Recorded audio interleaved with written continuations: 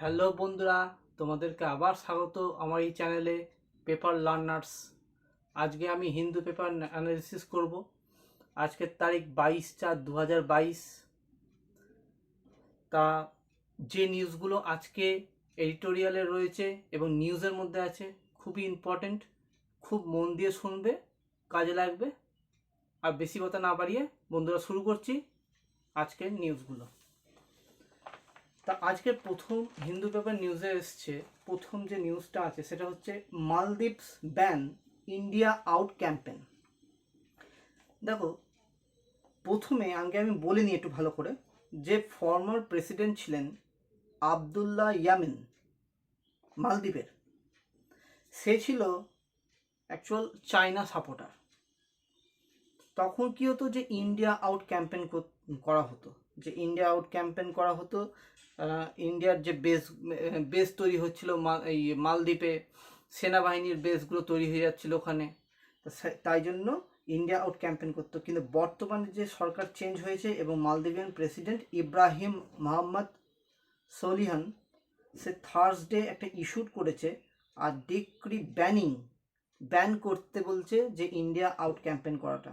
কারণ ইন্ডিয়া হচ্ছে ওদের প্রতিবেশী দেশ, মানে আমরা হচ্ছে প্রতিবেশী দেশ ধরুন। তাহলে আমাদের যেমন, মানে আমি যেটা এর আগেও যখন নিউজগুলো এসছে সেটা ভালো করে বুঝবে, যে কোনো পাশাপাশি দেশ বা প্রতিবেশী দেশের সঙ্গে যদি কোনো প্রবলেম হয়ে থাকে, তাহলে সেক্ষেত্রে কিন্তু সেই দেশের সভারেনিটির ক্ষতি হতে পারে। তা সেই রকম অনুরূপভাবে যদি ওই মালদ্বীপের প্রেসিডেন্ট কি বলছে, যে পাশাপাশি দেশ যদি তার সঙ্গে যদি সুব্যবহার বা মানে কোনো রিলেশন যদি বাজে থাকে, তাহলে সেক্ষেত্রে কিন্তু ওই দেশের সভারেনিটির অনেক ক্ষতি হতে পারে, আর এটা ব্যাড অ্যাকচুয়াল। তা সেই ইন্ডিয়া আউট ক্যাম্পেনটাকে পুরোপুরি বন্ধ করে দিতে বলেছে। Campaign against India exploited the freedom and intends to disrupt the long-standing bilateral relation between the Maldives and India, as well as efforts to maintain peace and security of this region. Peace and security কিন্তু অনেক ব্যাঘাত ঘটছে। ঠিক আছে, তা এই হচ্ছে নিউজটা। আমি খুব ধীরে সুস্থে ব্যাপারটা বললাম। তাহলে আগের যে ফর্মার যে প্রেসিডেন্ট ছিলেন তিনি হলেন আবদুল্লাহ ইয়ামিন, তিনি এগেনস্ট ইন্ডিয়া ছিলেন এবং চায়না সাপোর্টার ছিলেন। এবং মালদ্বীপিয়ান প্রেসিডেন্ট এখন ইব্রাহিম মোহাম্মদ সোলেহান, সে থার্সডে ইস্যুড করেছে যে এটা পুরোপুরি ব্যান করে দেওয়া দরকার, যে ইন্ডিয়া আউট ক্যাম্পেনটাকে। ক্লিয়ার বন্ধুরা? দ্বিতীয় খবরে আসছি, ভালো করে শুনবে, খুব আস্তে আস্তে বলবো, বুঝে নেবে ভালো করে। দ্বিতীয় খবরটা হচ্ছে Johnson starts India visit from Gujarat. জনসনকে বরিস জনসন, ইউকের পিএম, ইনি একজন ফার্স্ট পিএম হিসেবে এসছেন এবং আসার পর তিনি মহাত্মা গান্ধী সবরমতী আশ্রমে গিয়েছিল। সেখানে 30 মিনিট মতন কাটিয়েছে। কী কী করেছে সেটা আমি বলছি। তারপর সে কি করেছে, উনি কি করেছেন, যে আহমেদাবাদ আশ্রমে যখন ছিল, তারপর সেইখান থেকে সে আদানি যে হেডকোয়ার্টার আছে গুজরাটের, visit Gujarat at Adani headquarter, delighted to support the climate, এবং কি কি সেখানে আলোচনা হয়েছে। Delighted to support the climate and sustainability agenda with focus on renewable energy report, green H2 and new energy. Will also work with the UK companies to co-create defense and aerospace technologies. তো এইগুলো নিয়ে আলোচনা হয়েছে। এবার mister Adani, মানে এই আলোচনা করার পর আমাদের মিস্টার আদানি তিনি টুইটেড করেছিলেন এই ব্যাপারটা টুইটারে। ঠিক আছে, তা কি Mr. Adani tweets after receiving Mr. Johnson at the company's sprawling headquarters on 5G highway, Ahmedabad. After meeting, এই মিটিংটা হওয়ার পর মিস্টার আদানি এবং বরিস জনসন ফ্লিউ বায়া হেলিকপ্টার, এবং সেখান থেকে হেলিকপ্টার করে হালোল বলে একটা জায়গা ভদোদরাতে গিয়েছিল। ঠিক আছে, এবং সেখানে নিউ ফ্যাক্টরি গড়ে উঠেছে, set up by UK based JCB company. হ্যাঁ, এইখানে এসে একটা প্রবলেম তৈরি হয়েছে, জেসিবি কোম্পানি আমি বলছি, JCB company to manufacture machines and equipments. আর জেসিবি কোম্পানি কিন্তু ইউকে বেসড, ঠিক আছে। He was accompanied by the CM, তখন আবার সিএম মানে ওখানকার CM Gujarat Bhupendra Patel. On return from the Halol he visited the Akshardham temple and biotechnology university in Gandhinagar, এইসব জায়গায় গিয়েছিল। আচ্ছা, সব ঠিকই আছে, বায়োল্যাটারাল ট্রেডের সম্বন্ধে সব কিছু বলেছে, গ্রিনারি সম্বন্ধে সব কিছু আলোচনা হয়েছে, কীভাবে কী করা যায়, হ্যাঁ, ফ্রি ট্রেড এগ্রিমেন্টের ব্যাপারটাও হয়েছে, সবই ঠিক আছে। কিন্তু কি সিচুয়েশনটা এসছে, এই যে জেসিবি কোম্পানি ইউকে বেসড, ওখানে একটা বুলডোজার রাখা ছিল, তার উপর আবার দাঁড়িয়ে বরিস জনসন একটা ছবি ক্লিক করেছে এবং তার ফলে ওটা ভাইরাল হয়ে গেছে। কারণ বর্তমানে অনেক এই জেসিবি নিয়ে কিন্তু অনেক প্রবলেম দেখা দিয়েছে। ইউকেতেও ট্রোলিং হচ্ছে, এমনকি ইন্ডিয়াতে নিউ দিল্লিতেও তার নামে ট্রোলিং হচ্ছে, অনেক ক্রিটিসাইজ হচ্ছে তার সম্বন্ধে। কারণ দিল্লির মধ্যে বিশেষ করে জাহাঙ্গীরপুরি যে জায়গাটা আছে সেখানে কিন্তু অনেক জায়গা ভেঙে দেওয়া হচ্ছে। দোকানপাট যে সমস্ত আছে সেগুলো গভর্নমেন্ট এলাকার মধ্যে রয়েছে বলে, এবং অনেকে গভর্নমেন্ট এলাকার মধ্যেই এবার দোকান তৈরি করে নিচ্ছে, তার ফলে ওই দোকানগুলো ভেঙে দেওয়া হচ্ছে। তো এইসব নিয়ে অনেক আলোচনা হয়েছে এই জেসিবি বুলডোজারটাকে নিয়ে। আবার তার মধ্যে কি করেছে, তার উপর দাঁড়িয়ে সে ফটো তুলেছে। তা এইটা নিয়ে খুব ক্রিটিসাইজ হচ্ছে এই ব্যাপারটা, ঠিক আছে। তা ইনি তার উপর দাঁড়িয়ে ফটো তুলেছেন। তা India and UK free trade agreement negotiation, আমি এবার একটুখানি আলোচনা করব ইন্ডিয়া এবং ইউকের ফ্রি ট্রেড নেগোসিয়েশনের ব্যাপারটা। That both the countries envisages concluding by the end of 2022. Agreement কিসের ওপর? Lower tariff on small set of goods apart from the easing rules of the select services. তাহলে free trade agreements can be categorised as preferential trade agreement, comprehensive economic cooperation agreement, comprehensive economic partnership agreement, CEPA, ঠিক আছে। তা India UK তো দুটো জায়গাতেই, মানে এই দুটো দেশেই কিন্তু ডেমোক্রেসি বজায় থাকে। ভারতের অনেক মানুষ ইউকেতেও থাকে, এটা আমাদের জানতে হবে। UK is the one of the largest investor in India among G20 countries. যে G20 কান্ট্রি আছে তাদের মধ্যে লার্জেস্ট ইনভেস্টর ইন ইন্ডিয়া। আচ্ছা, সিগনিফিক্যান্স, এই যে ফ্রি ট্রেড এগ্রিমেন্টের সিগনিফিক্যান্স কি? Increasing export of goods, trade deals with UK could boost export for large job creating sector. কোথায় কোথায়? টেক্সটাইল, লেদার গুডস, ফুটওয়্যার, ঠিক আছে। এরপরের ব্যাপারটা আসছে, দেখো, India is also expected to register a quantum jump in the export of marine products through the recognition of 56 marine units of India. বোঝা যাচ্ছে? এছাড়াও there is also great potential for the increasing export service sector, ITs এর, nursing, education, health care including Ayush. The UK is permanent member. আরেকটা জিনিস জানতে হবে আমাদের, কোথায়? UN সিকিউরিটি কাউন্সিলে। সেখানে 10টা হচ্ছে নন পার্মানেন্ট মেম্বার এবং 5টা হচ্ছে পার্মানেন্ট মেম্বার। তা 10টা এই যে পার্মানেন্ট মেম্বার, নন পার্মানেন্ট মেম্বারের মধ্যে ইন্ডিয়া আছে। তা ইউকে সবসময় সাপোর্ট করে যে ইন্ডিয়াকে পার্মানেন্ট মেম্বার করে দেওয়ার।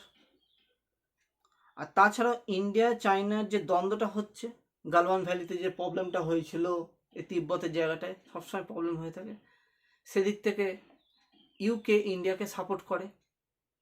তা এই জিনিসগুলো আমাদের জানতে হবে। আমি এক্সট্রা তথ্য বললাম, সেগুলো একটু মাথায় রেখো। আচ্ছা,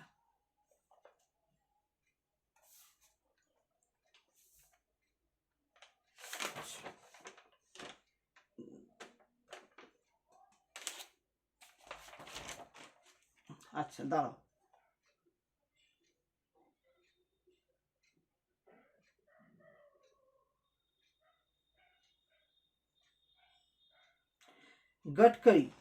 গডকারি থেকে নীতিন গডকারি আমাদের পরিবহন মন্ত্রী আরজেস।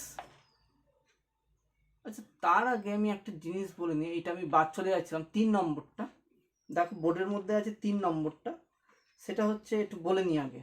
ওটা আমি ভাবছিলাম যে একদম শেষে বলবো, বোর্ডে যেটা লেখা আছে সেটাই বলা দরকার, তাহলে তোমাদের সুবিধা হবে।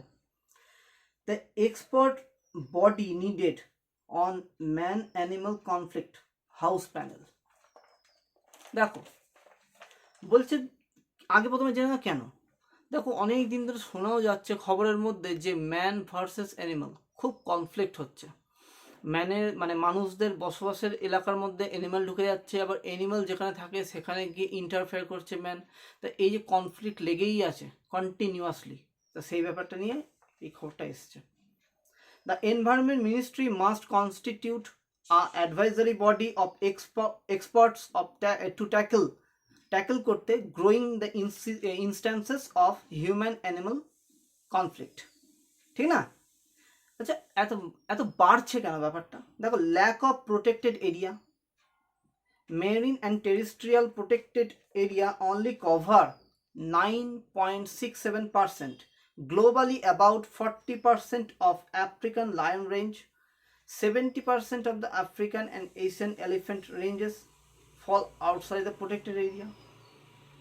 তা আমাদের জানতে হবে 35% টাইগার রেঞ্জেস কারেন্টলি লাই আউটসাইড প্রোটেক্টেড এরিয়া। ঠিক আছে?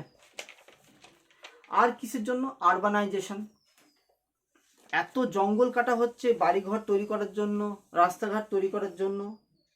ঠিক আছে? তারপর ট্রান্সপোর্ট নেটওয়ার্ক, একই ব্যাপার, রোড তৈরি করা হচ্ছে জঙ্গল কেটে, রেলের ট্র্যাক তৈরি করা হচ্ছে জঙ্গল কেটে। তা এত জঙ্গল কাটা হচ্ছে, তাহলে পশু পাখি যেগুলো যাবে কোথায়? তো এই সিচুয়েশন তৈরি হয়েছে। এর ইম্প্যাক্ট কি? আচ্ছা, আরেকটা কারণ কি? ইনক্রিজিং হিউম্যান পপুলেশন, দিনের পর দিন হিউম্যান পপুলেশন বেড়েই চলেছে। আচ্ছা, ইম্প্যাক্টটা হচ্ছে হিউম্যান সেভ হিমসেলফ, সে তো নিজেকে বাঁচানোর চেষ্টা করবে, এবং সেই বাঁচানোর জন্য অনেক সময় মানে সেই পশুটাকে মেরে দেওয়া হয়। আবার অন্য দিক থেকে উল্টো দিকেও হয়, একটা পশু নিজেকে বাঁচানোর জন্য একটা মানুষকেও মেরে ফেলে। ঠিক আছে? আর এই যে পশুকে মেরে দেওয়া হচ্ছে, এর ফলে প্রজাতিও কমে যাচ্ছে, এক্সটিংশন হয়ে যাচ্ছে অ্যাকচুয়াল। আচ্ছা, impact of social dynamics, social সিস্টেমের একটা প্রবলেম রয়েছে, এবং ইট ইনক্রিজ কন্টিনিউয়াসলি, বেড়েই চলেছে। In India, data from Ministry of Environment, Forest and Climate Change shows that over 500 elephants were killed between 2014-15 and 2018-19, most related to human-elephant conflict. During the same period, 2,361 people were 2361টা মানুষ were killed as a result of conflict with elephants. আর elephant আর মানুষের মধ্যে খুব মানে problem দেখা যাচ্ছে এইগুলো, সেটাকে অতি সত্বর ঠিকঠাক করতে হবে। ঠিক আছে? নাহলে এই এক্সটিংশন হয়ে যাবে, অ্যানিমাল তো আস্তে আস্তে কমেও যাচ্ছে। লিপার্ডের ব্যাপার থেকে এসছে নিউজটা। আচ্ছা, এরপরের যে খবরটা হচ্ছে সেটা হচ্ছে Gadkari urges voluntary electronic vehicle recalls following explosions. গডকারিকে আমাদের নীতিন গডকারি স্যার, উনি পরিবহন মন্ত্রী। Companies may take advances action to recall all the defection batches of vehicle immediately. কি? ওকিনাওয়া যে কোম্পানি, তার ভেহিকলসগুলো কিছু কিছু বাস্ট করেছে। ঠিক আছে? এবং তার জন্য কিন্তু নীতিন গডকারি উনি এই ভেহিকেলগুলোকে ইমিডিয়েটলি রিকল করতে বলেছে। ঠিক আছে? Okinawa company. On Thursday, pure electronic vehicle announced a voluntary recall of 2000 entrance plus an e-Pluto 7G vehicles after at least 2 fire explosion. আরেকটা ইনস্ট্যান্স উঠে এসেছিল, সেটা হচ্ছে 80 বছরের একজন বৃদ্ধ, সে ওয়েডনেসডেতে রাস্তায় বেরিয়েছিল। এবার কী হয়েছে যে after the battery of an electric স্কুটারে করে বেরিয়েছিল, এবং এক্সপ্লোর হয়ে গেছিলো, পুরো বাস্ট হয়ে গেছিলো। তার জন্য এই খবরটা উঠে এসছে, ঠিক আছে? একটু ভালো করে শুনে নিয়েছো তো, আশা করি বুঝতেও পারছো। খুব ভালো করেও বলছি, আমি চেষ্টা করছি ভালো করে বলার। অবশ্যই ভালো করে বোঝো, এগুলো নিউজগুলো কিন্তু খুব কাজে লাগবে, ঠিক আছে বন্ধুরা?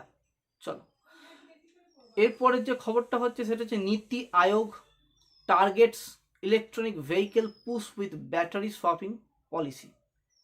The policy proposals include incentives for electronic vehicles with swappable batteries.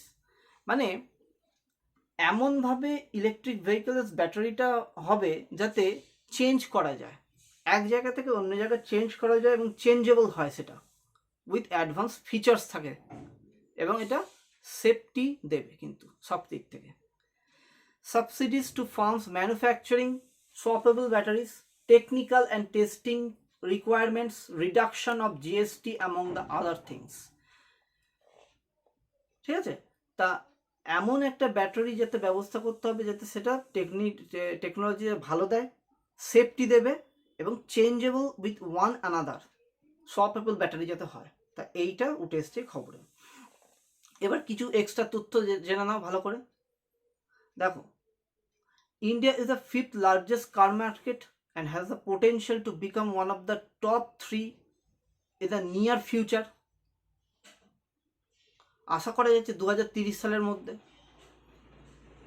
Keeping in mind the goal set under the Paris Agreement. আচ্ছা, ইলেকট্রিক ভেহিকেলসটা কেন এত জোর দেওয়া হচ্ছে? আমাদের যে প্যারিস এগ্রিমেন্টে সেখানে বলা আছে কার্বন ইমিশনের কথা, এবং দিনের পর দিন তো এই টেম্পারেচার বেড়ে যাচ্ছে পরিবেশে, এবং তার ফলে কার্বন যত তাড়াতাড়ি ইমিশন করা যায় তত মঙ্গল পরিবেশের পক্ষে, সবার পক্ষে। তা ওই জন্য ইলেকট্রিক ভেহিকেলসের উপর বেশি জোর দেওয়া হচ্ছে। আচ্ছা, about 2 in every 100 cars sold today are powered by electricity, with the electric vehicle sales for the year 2020 reaching 2.1 million. কেনা হচ্ছে আস্তে আস্তে। কিন্তু ইস্যু কি দেখা যাচ্ছে? Battery manufacture. ইন্ডিয়া কিন্তু ব্যাটারি ম্যানুফ্যাকচার করতে পারে না অতটা। যে সমস্ত দেশ অনেক প্রচুর ব্যাটারি সেটা করে, কিন্তু ইন্ডিয়ার ব্যাটারি ম্যানুফ্যাকচার অতটা ভালো নয়, সেটার দিকে নজর দিতে হবে। India imported more than $1 billion worth of lithium ions in 2021, even though there is negligible penetration of electric vehicles power section. ঠিক তো? তা এই জিনিসগুলো জানতে হবে যে লিথিয়াম ব্যাটারিতে ইউজ হয়, মোবাইলেও ইউজ হয়। আচ্ছা, কনজিউমার রিলেটেড ইস্যু হয়। আর একটা কী হয়? Lack of charging station. অনেক কম চার্জিং স্টেশন আছে ইন্ডিয়াতে, 500 কতটা আছে, সেখানে অনেক হাজার, হ্যাঁ 10,000 12,000 করে, মানে অন্যান্য দেশে সেই চার্জিং স্টেশন আছে, সেইটার দিকে নজর দিতে হবে এই ইস্যুটার জন্য। আর ল্যাক অফ স্কিল্ড অ্যান্ড টেকনোলজির প্রবলেম আছে। India is a technologically deficient in the production of electronics that form the backbone of the electric vehicle industry, such as battery, semiconductor and controller etc. তো এই জিনিসগুলোর উপর জোর দিতে হবে, technologically ইন্ডিয়াকে স্কিলফুল হতে হবে, এবং তার ফলে এই ইলেকট্রিক ভেহিকেলসটা খুব প্রচুর পরিমাণে ইন্ডিয়াতে তৈরি হতে থাকবে। ঠিক আছে? এই যে ব্যাটারি, সেমিকন্ডাক্টর, কন্ট্রোল, এগুলো আনাতে হয়, কিন্তু এইগুলো যদি ইন্ডিয়ার মধ্যেই একদম সেমি স্কিলড যদি হয়ে যায় তাহলে তো খুবই ভালো হবে, ঠিক না? আচ্ছা, তাহলে তারপরে খবরটা চলে আসি। আশা করি বুঝতে পারছো, খুব সহজভাবে বলছি খবরগুলো, ঠিক আছে বন্ধুরা? তারপরে খবরটা হচ্ছে 3 new states said to plan coal imports to plug shortages. এই পরশু দিনই আলোচনা হয়েছিল, তার মধ্যে কিছুটা অংশ আমি একটু বলি দিই, ভালো করে আগে শুনে নাও। States plan to import 10.5 million tons of coal in the coming months of official scramble to arrest widespread power cuts. এত যেহেতু ইউজ হচ্ছে, সব ফ্রিজ থেকে শুরু করে, পাখা থেকে শুরু করে সব জায়গায় অনেক কিছু ইউজ হচ্ছে, হাউস হোল্ডসের বিভিন্ন কাজে ইউজ হচ্ছে। এর ফলে আবার তার উপর হচ্ছে সামার, অনসেট অফ সামার, তার ফলে কী হচ্ছে, অনেক ইউজ হওয়ার ফলে তাই কোলের পরিমাণটা কমে যাচ্ছে, আর কোলের পরিমাণটা এতটা কমের জন্য ইন্ডিয়া এখন বাধ্য হবে যে ইম্পোর্ট করার জন্য 10.5 মিলিয়ন টনস ইন্ডিয়া এখন ইম্পোর্ট করার জন্য বলছে। তা মহারাষ্ট্র সেটা বলে দিয়েছে 8 মিলিয়ন টন ইম্পোর্ট করবে, গুজরাট করবে 1 মিলিয়ন টন, আর Tamil Nadu 20% of its coal requirement, adding that it had already placed orders to import 1.5 million tonnes. তাহলে ভাবো এই যে সিচুয়েশনগুলো হচ্ছে, ঠিক আছে। এবার দেখো কেন করবে, আমাদের তো কাছে একটা কথা হচ্ছে কেন করছে, কেন প্রবলেমটা হচ্ছে। দেখো, early onset of summer leading to the rise in the demand for the power. Instances of the power outages have been reported in the several states. প্রত্যেকটা স্টেটে বলা হয়েছে যে প্রচুর পরিমাণে এবং সামার আসার সঙ্গে সঙ্গে মানুষের ডিমান্ডটাও বেড়ে গেছে, ঠিক আছে। প্রচুর পরিমাণে ইউজ হচ্ছে, তোমার ফ্রিজ থেকে শুরু করে, তারপর টেলিভিশন থেকে শুরু করে, হ্যাঁ, এসি, এয়ার কুলার, এগুলো সব ইউজ হচ্ছে। আচ্ছা, the demand for power has soar, প্রচুর পরিমাণে বেড়ে গেছে।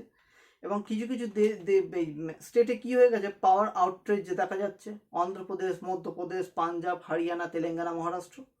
The coal stock with power generation company, যেটা gencos, is not adequate to meet the rising demand, ঠিক না, ডিমান্ডটাকে ফুলফিল করতে পারছে না। এর ফলে ব্যাড সিচুয়েশন তৈরি হয়েছে। নর্মালি আ পাওয়ার প্ল্যান্ট মোস্ট মেনটেন, দেখো কিছু কিছু পাওয়ার প্ল্যান্টে দেখা যায় যে শেষ হওয়ার পরেও 26 দিনের জন্য কিছুটা স্টক থাকে, কিন্তু সেই 26 দিনেরও কিন্তু স্টকটা নেই এখন।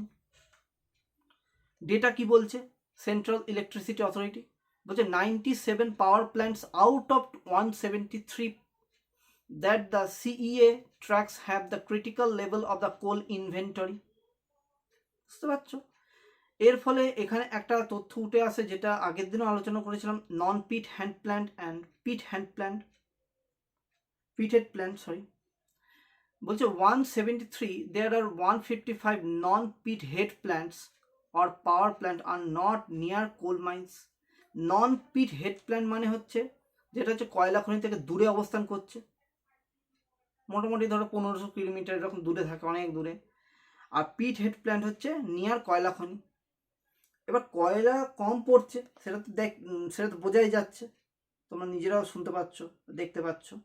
দ্য ল্যাক অফ রেলওয়ে ট্র্যাকে কী হয়েছে, যে ট্রান্সপোর্টটা হচ্ছে না ঠিক মতন, আর ট্রান্সপোর্ট না হওয়ার জন্য এক জায়গায় থেকে অন্য জায়গায় কয়লাও পৌঁছাচ্ছে না ঠিক করে। স্টেট পাওয়ার ডিস্ট্রিবিউশন কোম্পানিজ কী করছে, ডিসকমস যেটা, have also not been clear their dues, আর যে এই টাকা পয়সা বাকি রেখে দিয়েছে তার ফলে পাওয়ার জেনারেট হচ্ছে না, হবে কি করে টাকা যদি ডিউ থাকে। প্যান্ডেমিক দেখা যাচ্ছে, প্যান্ডেমিকের ফলে সেই সময় এই সিচুয়েশনটা হয়েছে, মানিয়ে দিতে পারছে না। তো 2015-16 ওই সময় পর্যন্ত একটা হিউজ প্রোডাকশন হয়েছিল, এখন একটু প্রবলেম দেখা যাচ্ছে। কেন্দ্র সরকার কি বলছে, many efforts to supply the power sector by reducing its dispatch to other industry. কি বলেছে, যে একটু খরচগুলো কমবে, কাছাকাছি যেগুলো খনিগুলোতে প্রবলেম যেগুলো হচ্ছে প্ল্যান্টগুলোতে, সেইখানে আগে কয়লা পৌঁছাতে হবে। The power ministry said avoiding the long distance transport আর টোলিং ফেসিলিটি বলতে যে কাছাকাছি যে জায়গায় সেখানে আগে পৌঁছাতে হবে, ঠিক আছে। ধরো একটা খনি আছে পাশে, দুটো খনি পাশাপাশি আছে, এই খনি বলছি প্ল্যান্ট আছে, তো সেইখানে এক জায়গায় যদি ফুরিয়ে যায় তাহলে ওই পাশের যে প্ল্যান্ট আছে সে কিছুটা অংশ ওকে দিয়ে দেবে, এইরকম করে একটু চালাতে হবে কিছুদিন। In this system state gencos can allow other thermal power plants near a coal mine to utilize their coal linkage to generate transmit power back, ঠিক আছে। এবার যেহেতু কোল সম্বন্ধে আমরা পড়লাম, কোল লিডিং প্রডিউসার কারা, China, USA, Australia, Indonesia, India. Producing areas of India কোথায়, রানীগঞ্জ যেটা আমাদের এখানে, ঝরিয়া, ঝাড়খণ্ড, আচ্ছা, ধানবাদ, বোকারো, ঠিক আছে, এই বোকারোতে এটা ঝাড়খণ্ডে অবস্থান করছে। আর কোল কত প্রকার, অ্যান্থ্রাসাইট, বিটুমিনাস, সাব বিটুমিনাস, পিট আর লিগনাইট। অ্যান্থ্রাসাইডে কার্বনের পরিমাণটা বেশি, 80 থেকে 95%। তার জন্য এনার্জি তৈরি করার ক্ষমতাও রাখে। ঠিক আছে বন্ধুরা, তা আশা করি এই বোঝাতে পারলাম এই নিউজটা। এরপরে যে নিউজটা এসছে সেটা দেখো, একটা ডেটা দিয়েছে, দাঁড়াও, ডেটা পয়েন্ট দিয়েছে। তো data point on wheat export. দেখো কিছুদিন আগে খবর আসছিল, যে খবর যে ভারত মানে ইন্ডিয়া হুইট এক্সপোর্ট করবে কার কাছে? ইজিপ্ট। যেহেতু ইউক্রেন এবং রাশিয়ার মধ্যে যে যুদ্ধটা থাকাকালীন সেখান থেকে হুইট কোনো রকম এক্সপোর্ট হচ্ছে না, আর এমত অবস্থায় খুব স্কারসিটি দেখা যাচ্ছে খাদ্যে। তা তা ইজিপ্টে বলা হয়েছিল যে এক্সপোর্ট করা হবে। ঠিক আছে, তারপরে একটা খবর এসেছিল যে ইজিপ্টের ওখান থেকে বলা হয়েছিল যে এটাকে আগে চেক করে নেওয়া হবে যে কীরকম গম, কোয়ালিটি কেমন।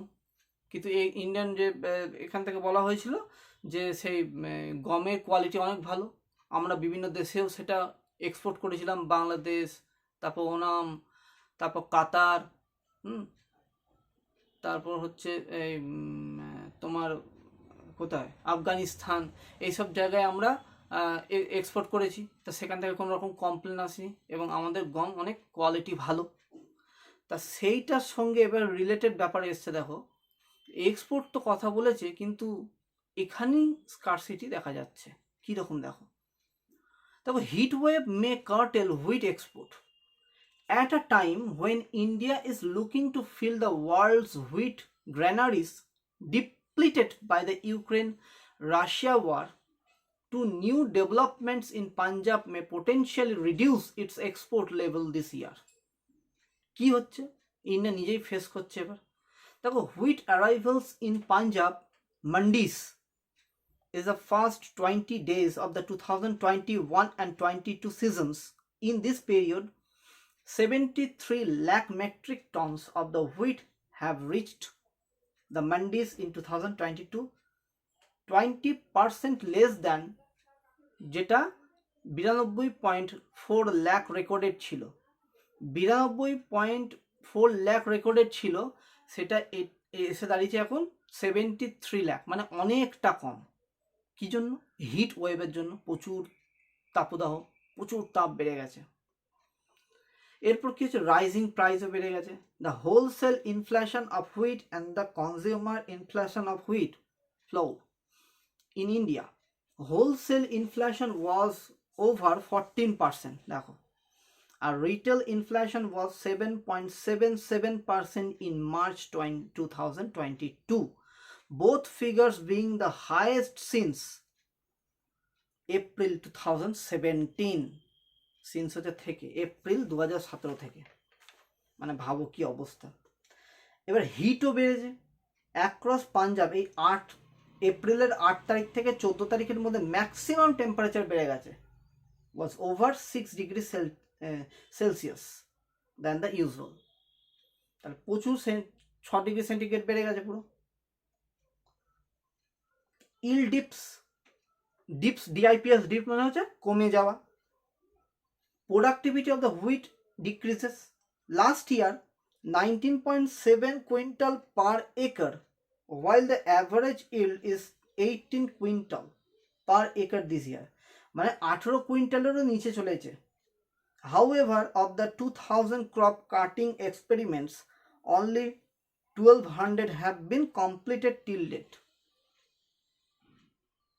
2000 crop cutting experiments, only 1200 have been completed till date এখন পর্যন্ত। তাহলে প্রোডাকশনও কম হচ্ছে। ছিল 19.7 এই 7 কুইন্টাল পার একর, আর সেখানে কি হচ্ছে? বিলো 18 কুইন্টাল পার একর। তা এই হচ্ছে সিচুয়েশন। এরপর দেখা যাক, আরও হয়তো নিউজ আসবে এই ব্যাপারটা নিয়ে। এরপর আমি আসছি এডিটোরিয়ালের প্রথম এডিটোরিয়ালটা হচ্ছে, দেখো, এই রোয়ান্ডাকে নিয়ে, যেটা পরশু দিনই আলোচনা হয়েছে। রোয়ান্ডার, everything about this refugee deterred plan is flawed. দেখো ডিল করেছে রোয়ান্ডার সঙ্গে কে? ইউকে, এবং কিছু টাকাও দিয়েছে তার জন্য। যে সমস্ত রিফিউজি যারা এসে ইউকেতে ঢুকছে তাদেরকে পুনরায় এই রুয়ান্ডাতে পাঠিয়ে দেওয়া হবে, এবং সেখান থেকে রুয়ান্ডার কাজ হচ্ছে তারা যেন এখানে ফেরত না পাঠায়, এবং তার জন্য তাদেরকে টাকা দেওয়া হয়েছে। এর ফলে অনেকে ক্রিটিক্স করছে এই ব্যাপারটা নিয়ে যে হিউম্যান রাইট ভায়োলেশন ক্লিয়ারলি দেখা যাচ্ছে এখানে, এবং এই ডিলের মধ্যে অনেক প্রবলেম আছে।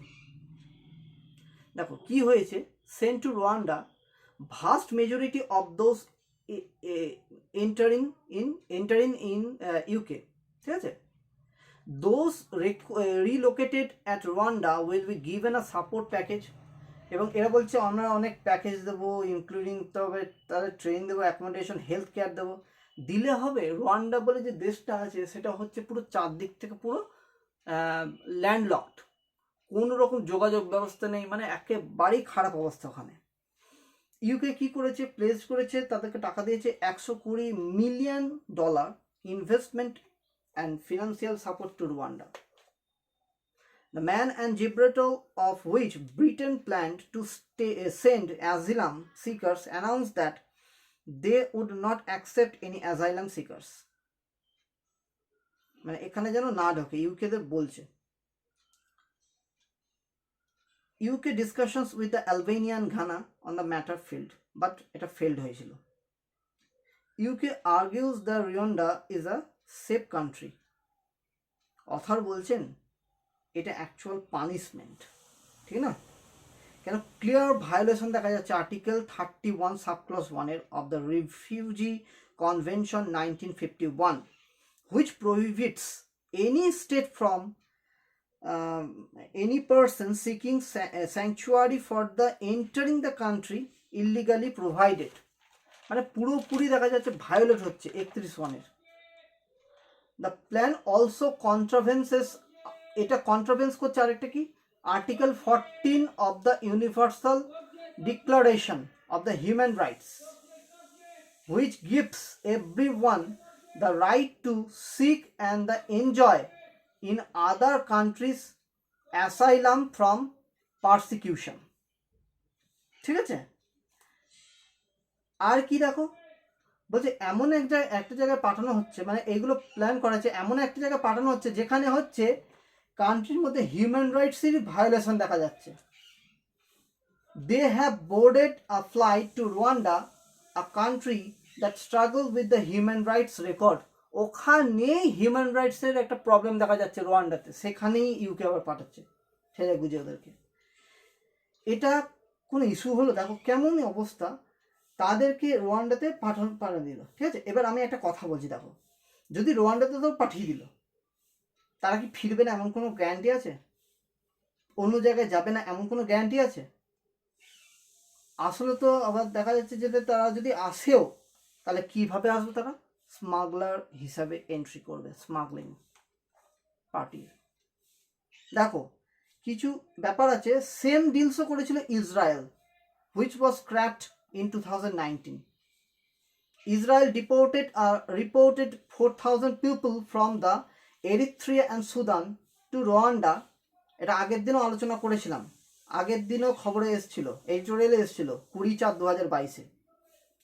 Rwanda and Uganda under the voluntary departure scheme.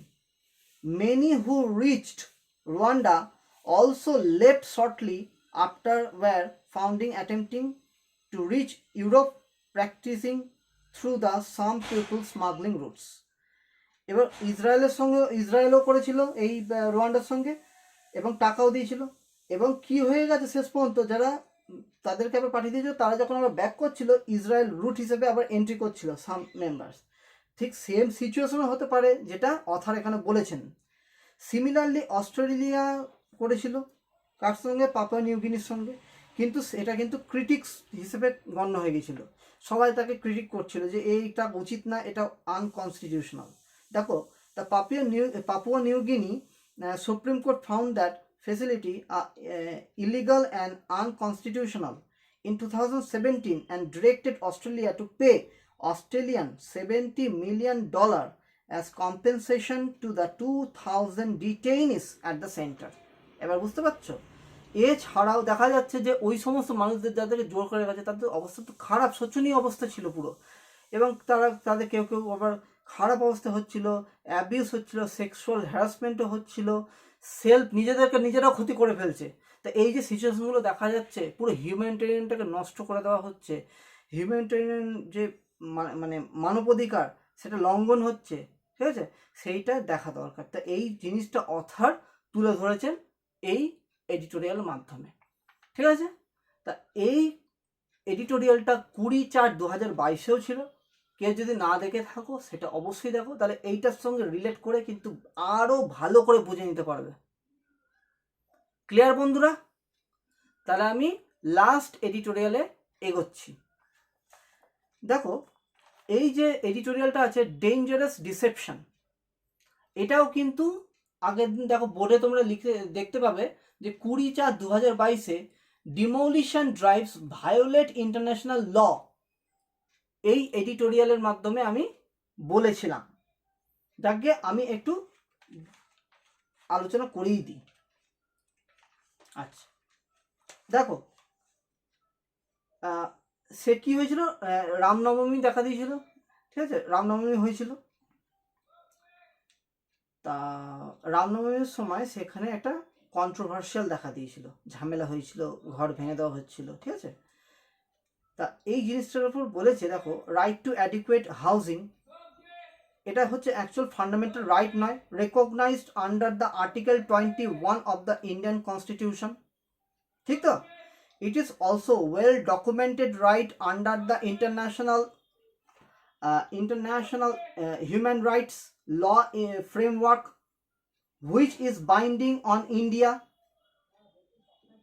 এবং ইনস্ট্যান্স কি দেওয়া যেতে পারে, আর্টিকেল 25-এ দেখা গেছে আছে universal declaration of human rights UDHR states that, কি বলেছে, everyone has the right to standard of living, প্রত্যেকের অধিকার আছে, অ্যাডিকুয়েট ফর হেলথ এবং ওয়েলবিং অফ হিমসেলফ, নিজেদেরকে গোছানো, নিজেদেরকে ঠিক রাখা, নিজেদের স্বাস্থ্য দেখার, হ্যাঁ, স্বাস্থ্য পরিচালনা করা, স্ট্যান্ডার্ড অফ লিভিং বিলং করা, সবার অধিকার আছে, সেইখানে কেন সবাই ইন্টারফেয়ার করবে।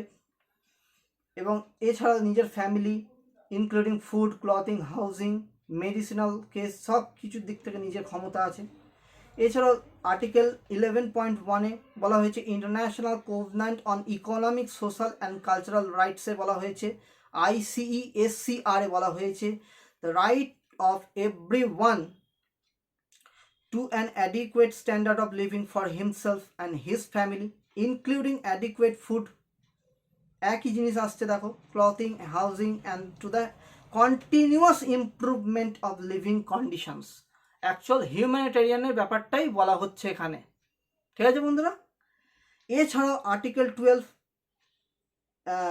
UDHR হিউম্যান রাইটসের ব্যাপার বলেছে, no one shall subject to arbitrary interference, কোনো রকম ইন্টারফারেন্স করতে পারবে না কারো প্রাইভেসির মধ্যে, family, home or correspondence with the privacy, family, home, সব কিছুর দিক থেকে কোনো রকমভাবে মানে ইন্টারফেয়ার করতে পারবে না। Not to attacks upon his honour and reputation, তার রেপুটেশন এবং অনারের উপর কোনো রকমভাবে ইন্টারফেয়ার করা যাবে না, যেটা আর্টিকেল 12 UDHR-এ বলা হয়েছে হিউম্যান রাইটসের। এছাড়াও কি আর্টিকেল 17-তে বলা হয়েছে সিভিল অ্যান্ড পলিটিক্যাল রাইটস, ICCPR-এ। The office of the high commissioner for human rights OHCHR, commonly known as the United Nations Human Rights Office, whose mandate to promote and protect human rights, promote করাও মানে এনার কাজ, মানে এই সংস্থার কাজ, ঠিক আছে। High commissioner of human rights, mandate to promote and protect human rights guaranteed under the international law, সেটাও দেখা যাচ্ছে এগুলো সব ভায়োলেট হচ্ছে। তা এইটার উপর একটু দেখতে হবে, জোর দিতে হবে যে বুলডোজার দিয়ে যে এই যে আঘাত করা হচ্ছে মানুষের ঘরে, মানুষের মনে আঘাত করা হচ্ছে, যে ঘর ভাঙলে তো অবশ্যই মানুষের মনে একটা দাগ কাটবে যে একটা প্রবলেম হচ্ছে। তা এইটাকে খুব অতি সত্ত্বর ঠিকঠাক করে রাখা দরকার। তা যেটা এডিটোরিয়ালে আগের দিনও এসছিল 20/4/2022-এ, আজকেও সেই এডিটোরিয়ালটা এসছে, ঠিক আছে, সেই ব্যাপারটাই তুলে ধরেছে। তা অথর এটা নিয়ে আলোচনা করেছেন। ঠিক আছে বন্ধুরা, তাহলে আমি চেষ্টা করছি ধীরে সুস্থে প্রত্যেকটা জিনিস ইংরাজি এবং বাংলাতে বোঝানোর। তোমাদের কেমন লাগলো আমাকে বলবে। যদি কোনো অ্যাড করার ব্যাপার থাকে আমাকে একটু বলো কমেন্টে। তোমরা কমেন্ট করো, তাহলেই তো আমি বুঝবো যে আমার কোথায় প্রবলেম হচ্ছে। এছাড়াও লাইক, শেয়ার এবং কমেন্ট, সাবস্ক্রাইব করো, তাহলে প্রত্যেকটা ভিডিও তোমাদের কাছে যাবে। এবং বেল আইকন ট্যাপ রেখে দাও, অতি সত্ত্বর তোমাদের কাছে পৌঁছে যাবে ভিডিওগুলো।